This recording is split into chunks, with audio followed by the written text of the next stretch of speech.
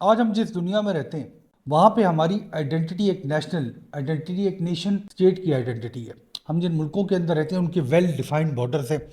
ہمیں یہ پتہ ہے کہ اس بارڈر کے پار جو لوگ رہتے ہیں وہ ہم میں سے نہیں ہیں، ہمارے جیسے نہیں ہیں۔ مگر یہ جو نیشن اسٹیٹ کا آئیڈیا ہے یہ 1950 1940 کے بعد دنیا میں رائج ہوا، مگر اس سے پہلے آپ کسی بھی ایمپائر کو اگر دیکھیں، چاہے وہ ماڈرن زمانے کی برٹش ایمپائر ہو یا قدیم زمانے کی رومن یا گریک یا پرشین ایمپائر ہو، تو اس ایمپائر کا بارڈر کبھی بھی ڈیفائنڈ نہیں تھا۔ اس ایمپائر کے اندر جو لوگ رہتے تھے، ایک اسٹیٹ لینگویج ہوا کرتی تھی جو کورٹ کی اور عدل کی، کورٹس کی لینگویج تھی جو اشرافیہ کی لینگویج تھی۔ مگر اس ایمپائر کے اندر جو لوگ رہتے تھے ان کی آئیڈینٹی، ان کی زبان ہوا کرتی تھی۔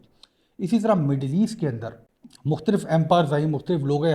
آج اگر آپ سوچیں کہ آپ 1500 یا 2000 سال پہلے کے مڈل ایسٹ میں جائیں تو آپ کو مختلف لوگ ملیں گے۔ ان لوگوں کی پہچان، ان لوگوں کو پہچان کرنا کہ یہ کون لوگ ہیں، وہ صرف ایک چیز تھی اور وہ ان کی زبان تھی۔ اینشنٹ مڈل ایسٹ میں ایرمیک بولی جاتی تھی، وہ زبان جو آج ختم ہو گئی ہے، جو زبان اب نہیں بولی جاتی، یہ مارکیٹوں کی زبان تھی۔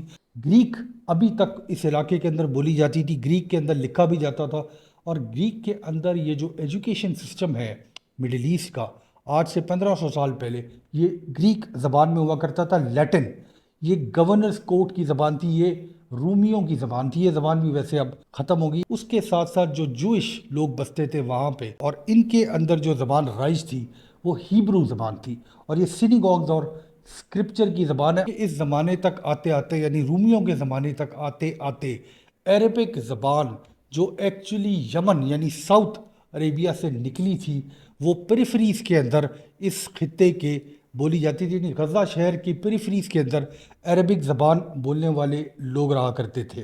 یہ جو عرب زبان ہے، عربی زبان، یہ جو ٹریڈ روٹس تھے جو نارتھ ٹو ساؤتھ یعنی افریقہ سے لے کے یورپ تک جایا کرتے تھے، اس میں عام بولی جاتی تھی۔ کچھ ایسی فیملیز تھیں جو عربی بولتی تھی زمانے میں، مگر جب وہ بات کیا کرتی تھیں عربی زبان میں تو باقی سننے والوں کو یہ زبان فیملیئر لگا کرتی تھی، کیونکہ عربک، ہیبرو اور ایرمیک یہ آپس میں بہنیں، ان تینوں کا تعلق سیمیٹک فیملی آف لینگویجز سے ہے۔ ان کی جو لٹریچر ہے، ان کی جو گرامر ہے اور ان کی جو تاریخ ہے، یہ آپس میں ملتی ہے۔